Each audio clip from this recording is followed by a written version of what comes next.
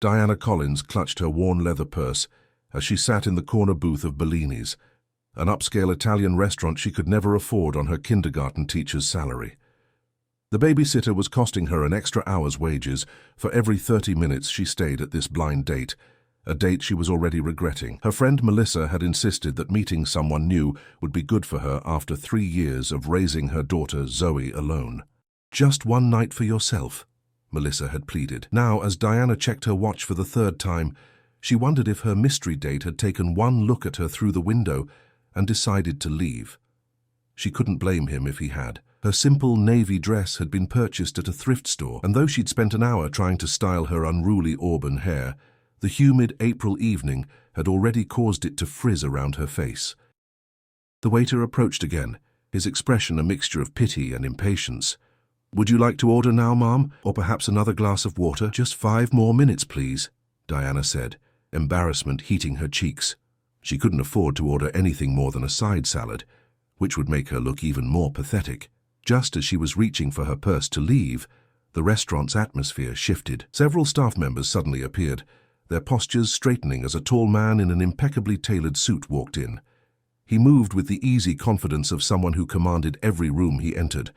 Diana watched with mild curiosity, until to her horror, the maitre d' began leading him directly to her table. "Miss Collins."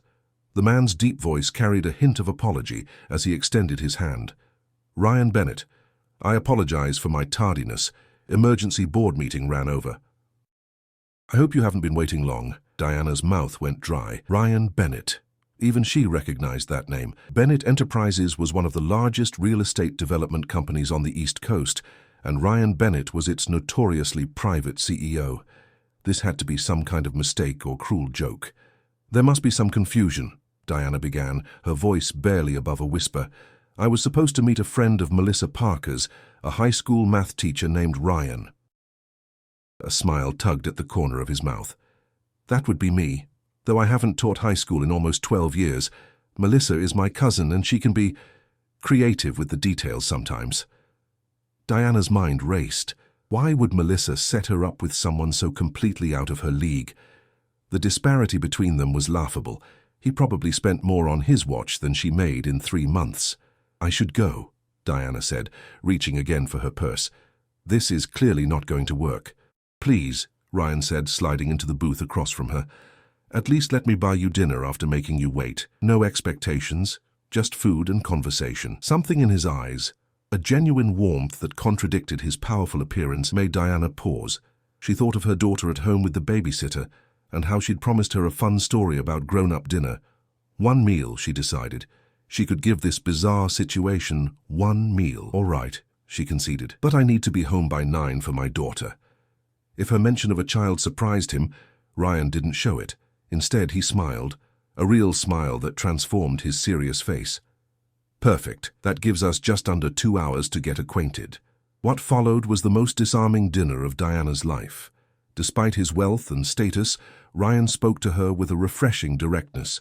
He asked questions about her teaching and listened intently to her answers. When she mentioned her 5-year-old daughter, Mia, he didn't flinch or change the subject, but asked about her interests and personality. "She loves dinosaurs," Diana found herself saying, "and insists on wearing mismatched socks because life's too short for matching things." "Smart kid," Ryan laughed, and the sound was unexpectedly boyish coming from such a commanding figure. "My mother would have loved her. She always said conformity was the enemy of innovation." As their entrees arrived, Diana had allowed Ryan to order for them after he'd accurately guessed her preference for pasta. She gathered her courage. "Can I ask you something honestly?" Ryan nodded, his expression open. "I prefer honesty. Why did you agree to this? Surely you could date, well, anyone." He set down his fork, considering her question. "Would it surprise you to know that most of the women I meet are interested in Ryan Bennett? CEO, not Ryan the person. Melissa knows I've been looking for something real, and she speaks very highly of you." Diana still felt the imbalance between them like a physical presence at the table. "But we're from completely different worlds." "Are we?" He leaned forward. "I grew up in a 1-bedroom apartment in Pittsburgh. My mother worked 2 jobs after my father left. I got where I am through scholarships, student loans, and a lot of lucky breaks. The penthouse and private jets came much later. Before Diana could respond, a commotion near the kitchen drew their attention. A young waitress had dropped a tray, sending glasses shattering across the floor.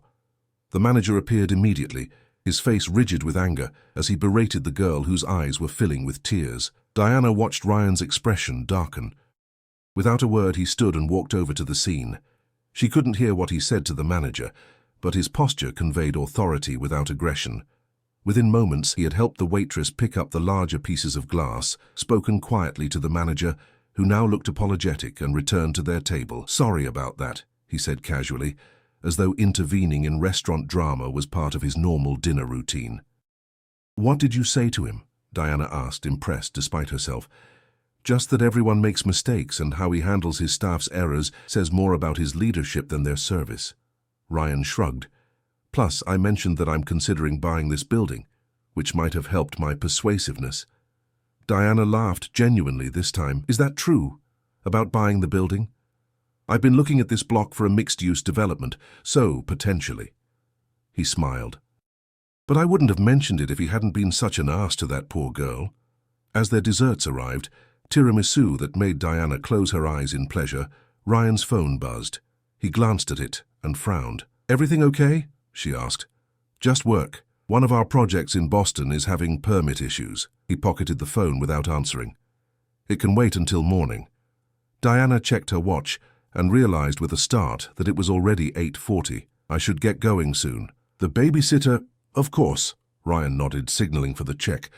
"May I drop you home? My driver is waiting outside." The mention of a driver brought reality crashing back. Diana had taken the bus to the restaurant, planning to splurge on an Uber home if the date went well. But the idea of Ryan seeing her modest apartment complex made her stomach knot with anxiety. "That's very kind, but I've already arranged a ride," she lied. Something in her expression must have given her away, because Ryan's eyes softened with understanding. "At least let me wait with you until it arrives." Outside the restaurant, the spring evening had turned cool. Ryan draped his suit jacket over her shoulders before she could protest, and the weight of it felt both foreign and comforting. They stood in a silence that was surprisingly comfortable until a sleek black car pulled up to the curb. "That's not your ride, is it?" Ryan asked with a gentle smile. Diana sighed. "No." "Let me take you home, Diana. It's late, and it's the least I can do after being tardy." Perhaps it was the genuine concern in his voice, or the fact that she was already wearing his jacket that smelled faintly of expensive cologne, but Diana found herself nodding. As they settled into the luxurious back seat, she gave her address to the driver with a flush of embarrassment. "Thank you for dinner," she said quietly. "It was unexpected but lovely." Ryan studied her face in the dim car interior. "Would you consider seeing me again? Perhaps coffee this weekend? You could bring Mia if you'd like." The question caught her off guard. She'd been preparing herself for the polite goodbye, the "it was nice meeting you" that would close this strange chapter. Why? The word escaped before she could stop it. "Because in 2 hours, you've shown me more authenticity than most people I meet in a month." His gaze was steady. "And I'd like to see where that might lead."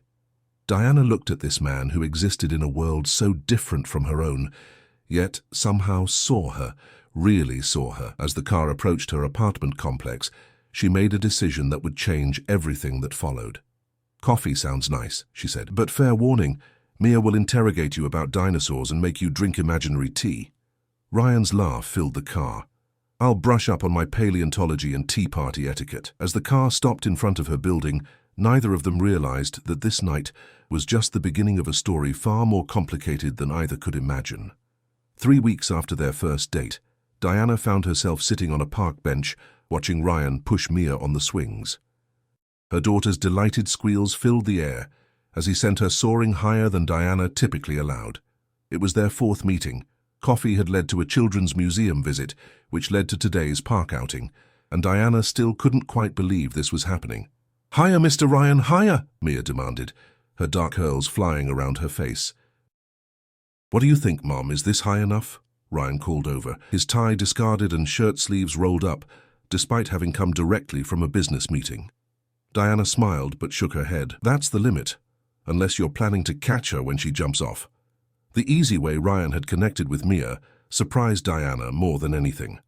Her daughter was typically shy around strangers, especially men, but she had taken to Ryan immediately. Perhaps it was his willingness to get down on her level, to discuss dinosaurs with the seriousness of a paleontologist, or to eat imaginary cookies without a hint of self-consciousness. Whatever the reason, Diana found herself warming to him more with each interaction, despite the persistent voice in her head, warning her about the vast differences in their circumstances. As the afternoon sun began to dip, Ryan helped Mia off the swings and carried her piggyback to the bench where Diana sat. "Ice cream," Mia declared, pointing to a vendor across the park. Ryan looked to Diana for permission. When she nodded, he set off with Mia still clinging to his back, her small arms wrapped trustingly around his neck.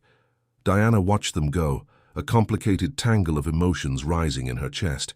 It had been just the two of them for so long. After Mia's father had walked out when Diana was still pregnant, she'd built walls around their little family unit, determined to never again depend on someone who could disappoint them. Yet, here was Ryan Bennett, somehow scaling those walls without her noticing, until he was already inside. "Your daughter is amazing," Ryan said later, as they walked Mia home, the child skipping ahead with sticky fingers and chocolate-smeared cheeks. "She's got this incredible imagination and asks the best questions." "She gets the question part from me, I'm afraid," Diana admitted. "I used to drive my parents crazy with why and how about everything." Ryan smiled. "That makes sense. You're a natural teacher." As they approached Diana's apartment complex, Mia ran ahead to greet Mr. Finley, the elderly man who tended the small garden by the entrance. Ryan slowed his pace, his expression turning serious. "Diana, I'd like to take you to dinner again, just us this time." She hesitated. Their previous outings had included Mia as a buffer, making it easier for Diana to pretend this wasn't really dating, but a dinner alone would feel more intentional, more real. "I understand your reservations," Ryan continued when she didn't immediately respond. "I know you're worried about our different lifestyles, but I'm not asking for anything beyond dinner and the chance to know you better." "It's not just that," Diana said quietly. "I have responsibilities that come first. Mia, my job, my students. I can't just enter your world." "I'm not asking you to." His voice was gentle. "I'm asking for a few hours of conversation without dinosaur interruptions." Diana couldn't help but laugh. "When you put it that way, how can I refuse?" The following Saturday, Diana found herself in an even more upscale restaurant than their first date. Despite Ryan's assurance that she should wear whatever made her comfortable, she'd spent her lunch breaks that week searching clearance racks for something appropriate. The dark green dress she'd finally selected had cost nearly a full day's pay, but as Ryan's eyes had widened appreciatively when she opened her door, she decided it was worth it. "You look beautiful," he'd said simply, and for once Diana allowed herself to believe it.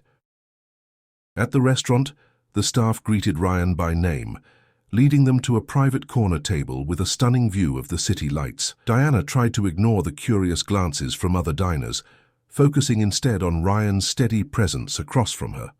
"So," he said once they were settled with wine in hand, "no dinosaur talk allowed. Tell me something about Diana that I don't already know."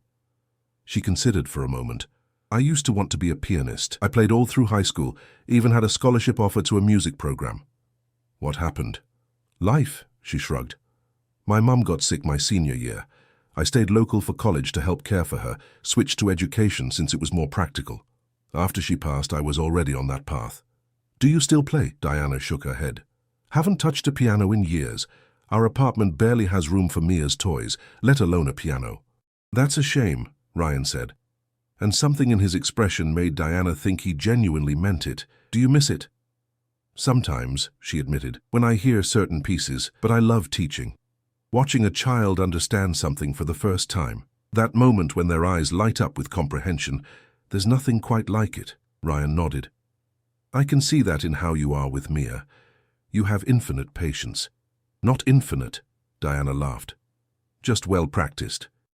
"What about you? Did you always want to be a business mogul?" He grimaced at the term.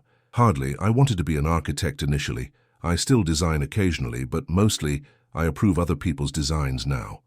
Is that why you stepped in when that waitress dropped the tray? Because you've been on the other side? Ryan looked surprised that she'd made the connection. Partly. I worked as a busboy all through high school, then waited tables in college. But it's more that I've seen how power can corrupt even good people. My father... He paused, something darkening in his eyes. My father believed that wealth entitled him to treat others poorly. When he finally struck it rich with an investment, he left us behind like we were part of his former life that no longer fit his image. I'm sorry, Diana said softly, understanding better now why he'd been so matter-of-fact about his background. It was a long time ago. Ryan took a sip of his wine. But it taught me that character isn't about what you have. It's about how you treat people, especially those who can't do anything for you in return.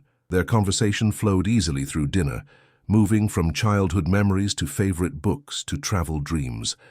Diana found herself laughing more than she had in years, her earlier nervousness forgotten as Ryan shared stories about disastrous business meetings and his cousin Melissa's infamous matchmaking attempts. You're her greatest success story, apparently, he said with a grin.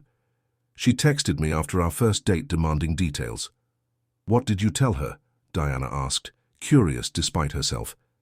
That I'd met someone genuine in a world of facades, and I was intrigued.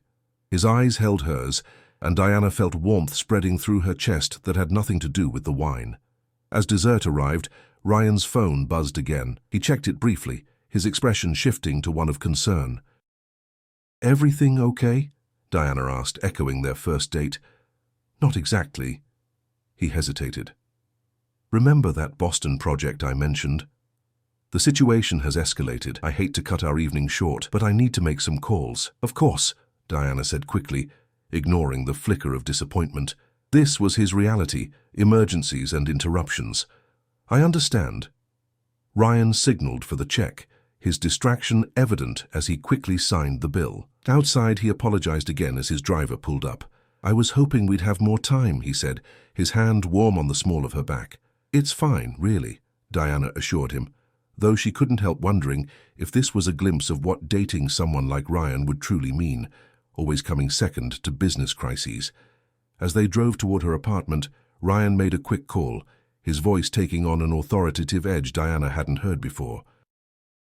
She listened as he efficiently addressed the situation, giving clear directions that brokered no argument.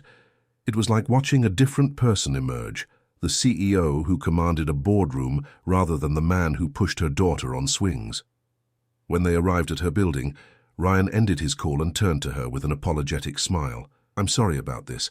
I had a very different end to the evening planned. It's part of your job, Diana said. I get it. He reached for her hand, his thumb tracing circles on her palm. I'd like to see you again, both of you. Diana hesitated, suddenly unsure. She was already in deeper than she'd intended, already wondering what it would feel like when this inevitably ended. A woman with a kindergarten teacher's salary and a small apartment could only remain interesting to a billionaire for so long. Ryan, she began carefully, this has been wonderful, but I need to be realistic. Our lives are completely different. Eventually you'll... Don't, he interrupted gently. Don't decide for me what I'll eventually do or feel. Just tell me if you want to see me again. Put that way, the answer was simple. I do, his smile returned, relieving some of the tension. Good. Because I have tickets to the dinosaur exhibition at the Natural History Museum next weekend, and I promised Mia we'd see the T-Rex skeleton. Diana laughed, despite herself. How you fight dirty, using my daughter against me. All's fair, Ryan said, leaning in to kiss her cheek. The simple gesture sent a cascade of warmth through her body. I'll call you tomorrow. As Diana watched his car pull away, she couldn't shake the feeling that something fundamental was shifting in her carefully constructed life. For the first time in years, she was opening a door that could lead to happiness or heartbreak, and she wasn't sure which scared her more. 2 months into their relationship, Diana found herself in unfamiliar territory, both literally and figuratively. She stood in the massive kitchen of Ryan's penthouse apartment, watching as he expertly flipped pancakes, while Mia arranged blueberries into smiley faces on the ones already plated. I still can't believe you cook, Diana said, sipping her coffee from a mug that probably cost more than her entire dish set at home. Ryan grinned over his shoulder. Mom insisted all her children learn. Said she wouldn't raise helpless men who expected women to feed them. Smart woman, Diana replied, increasingly curious about the mother who had shaped Ryan into someone so different from what his wealth might suggest. It was their first overnight at Ryan's place. Well, Mia's first overnight. Diana had been careful to maintain boundaries, insisting on separate bedrooms and explaining to Ryan that she needed to move slowly for her daughter's sake.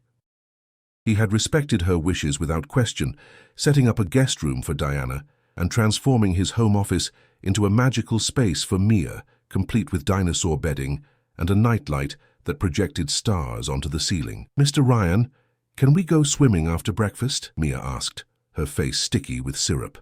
The rooftop pool had been the highlight of yesterday's tour, and Mia had talked about nothing else since. "Absolutely, Princess," Ryan answered, using the nickname that had developed between them. "But remember what we discussed about pool safety?" Mia nodded solemnly.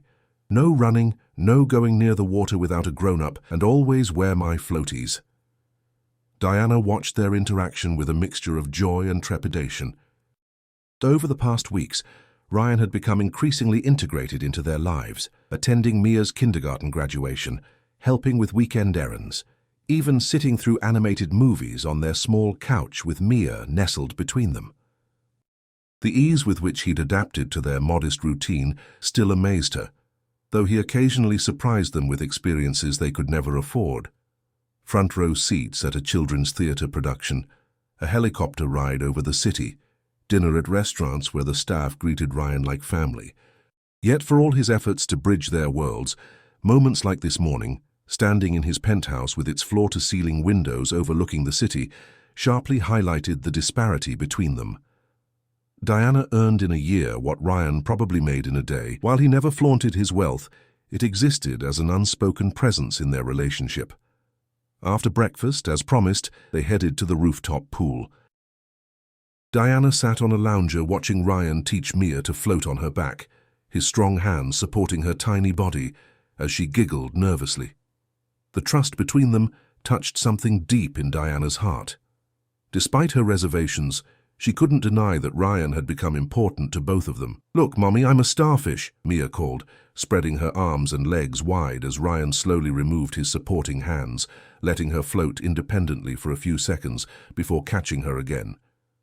"Amazing job, sweetheart," Diana called back, snapping a photo with her phone. Later, as Mia napped exhausted from swimming, Diana and Ryan sat on his balcony enjoying the rare, quiet moment. "Thank you for this weekend," Diana said, watching the city sprawled below them. "Mia hasn't stopped smiling since we arrived." Ryan reached for her hand. "Having you both here makes this place feel like a home for the first time." The sincerity in his voice made Diana turn to study his face. "You're really serious about us, aren't you?" "Completely," he answered without hesitation. "I know it's been fast, but Diana, what I feel for you and Mia—" He paused, seeming to search for the right words. "It's more real than anything I've experienced before." Before she could respond, his phone rang, the specific ringtone he'd set for work emergencies. Ryan checked the screen and sighed. "I'm sorry, I need to take this. It's the Boston project again." Diana nodded, having grown accustomed to these interruptions. As Ryan stepped inside to take the call, she gazed out at the skyline, contemplating how drastically her life had changed in just a few months. For years, it had been just her and Mia against the world. Now there was Ryan, with his gentle strength and unexpected kindness, offering them a glimpse of a different future. Ryan's raised voice from inside drew her attention. Through the glass doors she could see him pacing, his expression tense as he argued with someone on the phone. This was a side of him she rarely saw, the powerful businessman whose decisions affected thousands of employees and millions in investments. It was a stark reminder of the responsibilities that came with his position, responsibilities that occasionally pulled him away from their budding family unit. When he returned to the balcony, his expression was troubled. "Everything all right?" Diana asked. Ryan ran a hand through his hair, a gesture she'd come to recognize as a sign of stress. "Not exactly. There's been a major issue with the Boston development. I might need to fly up there tomorrow." "Oh!" Diana tried to hide her disappointment. They had planned to visit the botanical gardens tomorrow, an outing Mia had been anticipating all week. Ryan must have read her expression because he quickly added, "I want you both to come with me." "To Boston?" Diana blinked in surprise. "Just for 2 days. I have meetings most of Monday, but we could explore the city in the evenings, maybe visit the aquarium on Tuesday morning before flying back. His eyes held a hopeful look. The company jet makes it easy, and the hotel suite has plenty of room. Diana hesitated, processing the casual mention of private jets and hotel suites. I don't know, Ryan. I have work on Monday, and Mia has school. One day won't hurt, he pressed gently. Wouldn't it be nice to have a little adventure together? The excitement in his voice was contagious, and Diana found herself considering it. One missed day of kindergarten wouldn't affect Mia's education, and Diana rarely took personal days. Let me think about it, she said finally. Ryan smiled, clearly taking her non-refusal as a positive sign. He leaned over to kiss her, a soft, promising touch that still sent butterflies through her stomach. They were interrupted by the balcony door sliding open as Mia emerged, rubbing sleep from her eyes. I had a bad dream, she mumbled, climbing immediately into Ryan's lap as if it were the most natural place for her. Diana watched as Ryan wrapped protective arms around her daughter, whispering reassurances and stroking her hair. The sight filled her with both warmth and fear. Mia was getting attached, perhaps too attached, to a man whose world was so different from theirs. That evening, after a dinner ordered from Ryan's favorite restaurant, they settled in the living room for a movie. Halfway through, Mia fell asleep against Ryan's chest. The domestic tranquility of the scene, her daughter peaceful in Ryan's arms, the three of them cuddled on his enormous couch, created an illusion of permanence that both comforted and terrified Diana. I should put her to bed, she whispered, reaching for Mia. Let me, Ryan said, carefully standing with Mia cradled against him. Diana followed as he carried her daughter to the dinosaur-themed bedroom and gently tucked her in, even remembering to turn on the star projector and leave the door cracked exactly how Mia preferred. Back in the living room, Diana found herself drawn to a photograph she hadn't noticed before. A woman with Ryan's same intense eyes, her arm around a teenage boy who was unmistakably a younger version of Ryan. Your mother? She asked when he returned. Ryan nodded, his expression softening. Taken about a year before she died. Cancer. I was 19. I'm sorry, Diana said, understanding the loss all too well. She raised an extraordinary man. Ryan looked at her with such intensity that Diana felt her breath catch. I want to show you something, he said, taking her hand and leading her down a hallway to a room she hadn't seen during their tour. He opened the door to reveal a music room dominated by a gleaming grand piano. I remembered what you said about missing playing, he explained, as Diana stared in wonder. I thought maybe you'd like to try again. Diana approached the instrument reverently, running her fingers lightly over the polished keys. Ryan, this is... I don't even know what to say. You don't have to say anything, just play something, please. Hesitantly, Diana sat at the bench and positioned her fingers over the keys. It had been so long, but as she began to play, the muscle memory returned, a simple Chopin nocturne that had once been her favorite. The notes filled the room, tentative at first, then growing in confidence as she lost herself in the familiar melody. When she finished, she looked up to find Ryan watching her with an expression that made her heart race. That was beautiful, he said softly. In that moment, something shifted between them. Diana rose from the piano bench and moved toward him, all her careful boundaries temporarily forgotten, as she reached up to kiss him properly for the first time. Ryan responded immediately, his arms encircling her waist and drawing her closer. When they finally separated, both slightly breathless, Ryan rested his forehead against hers. Stay with me tonight, he whispered. Not in the guest room. Diana hesitated only briefly before nodding. Whatever fears she had about their different worlds seemed distant compared to the connection she felt with him now. Later that night, as Diana lay in Ryan's arms, her phone buzzed with a text message. Assuming it was from the babysitter who occasionally checked on Mia, she reached for it. The message was from an unknown number. Does he know about Jason? About what really happened before you left Philadelphia? I wonder what the famous Ryan Bennett would think if he knew the truth about the woman he's falling for. Diana froze, her blood turning to ice. There was only one person who could have sent that message, someone she had hoped would never find her again. Everything okay? Ryan murmured sleepily beside her. Diana quickly put the phone down, her mind racing with panic. Fine, she lied, her voice remarkably steady despite the terror gripping her heart. Just the babysitter checking in. As Ryan drifted back to sleep, Diana stared at the ceiling, the perfect evening shattered by 6 simple sentences. Her past, which she had worked so hard to escape, had finally caught up with her, and now it threatened not only her safety, but also the fragile happiness she had found with Ryan. The next morning, Diana moved through Ryan's penthouse in a fog of anxiety, her mind constantly returning to the threatening text message. While Ryan prepared breakfast with Mia, she slipped into the bathroom and reread it, searching for clues about how her past had resurfaced after 3 careful years of hiding. Jason Walsh had been Mia's father, charming, volatile, and ultimately dangerous. Their relationship had spiraled from passionate to possessive to abusive after Diana became pregnant. When he'd threatened both her and their unborn child during a particularly violent episode, Diana had finally gathered the courage to flee Philadelphia in the middle of the night, changing her last name from Walsh to her mother's maiden name, Collins. The restraining order and the state lines between them had kept her safe until now, but somehow he had found her. Diana. Ryan's voice through the door startled her. Pancakes are getting cold. Coming, she called, quickly hiding her phone and plastering on a smile that felt like it might crack her face. Throughout breakfast, she barely tasted the food, nodding mechanically at Mia's excited chatter about their potential trip to Boston. Ryan kept glancing at her with concern, clearly sensing something was wrong. Are you feeling all right? He finally asked as Mia left the table to get dressed. Just tired, Diana lied, avoiding his eyes. Listen, about Boston.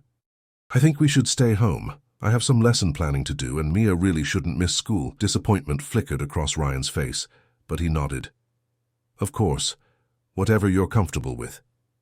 His easy acceptance only increased Diana's guilt. Here was a man who respected her boundaries, who had welcomed both her and her daughter into his life without hesitation, and she was hiding a significant part of her past from him.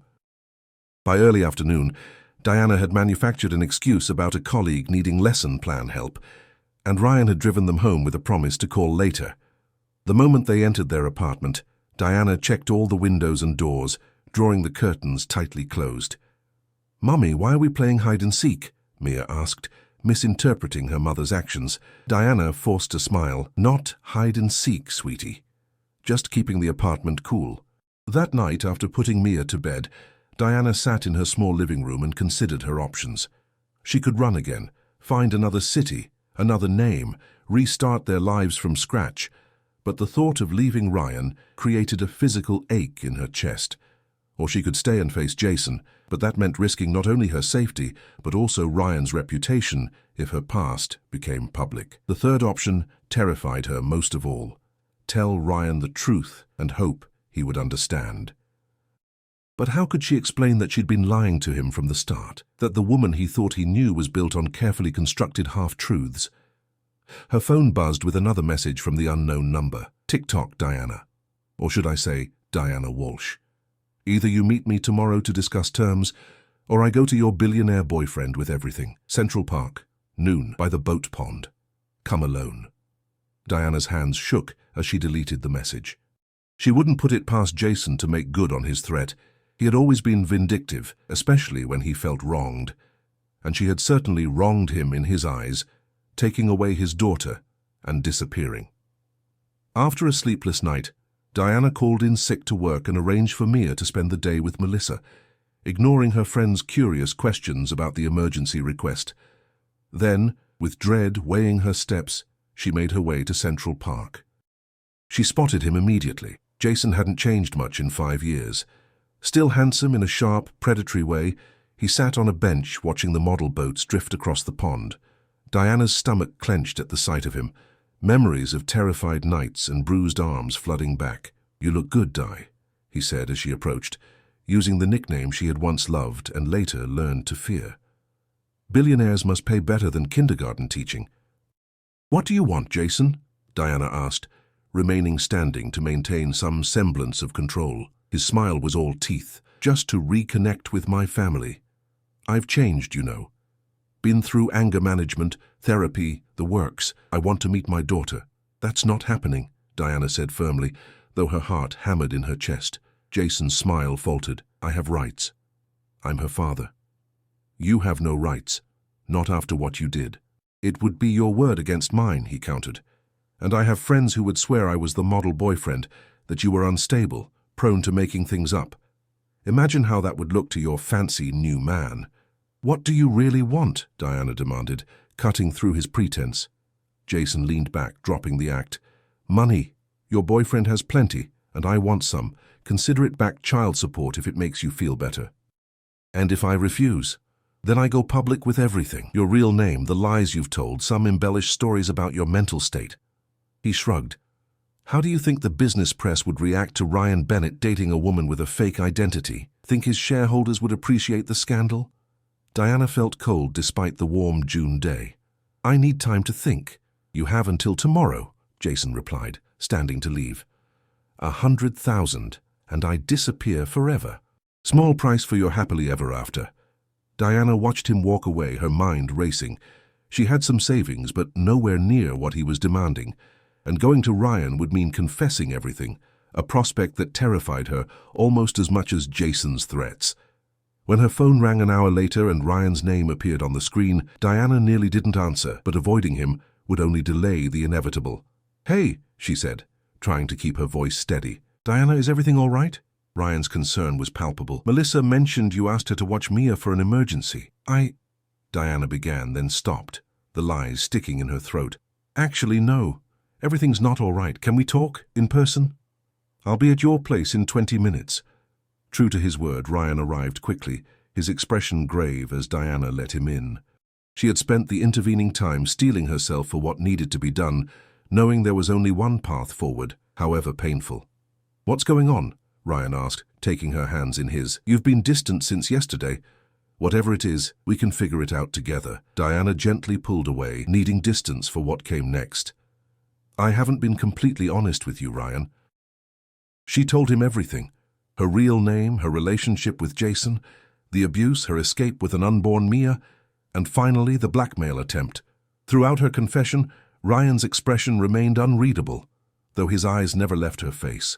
When she finished, the silence stretched between them like a chasm. Diana waited for his anger, his disappointment, his withdrawal.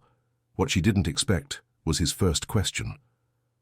Are you and Mia in danger? He asked, his voice tight with controlled emotion. Diana hesitated. I don't think he would hurt us physically. He's too smart for that.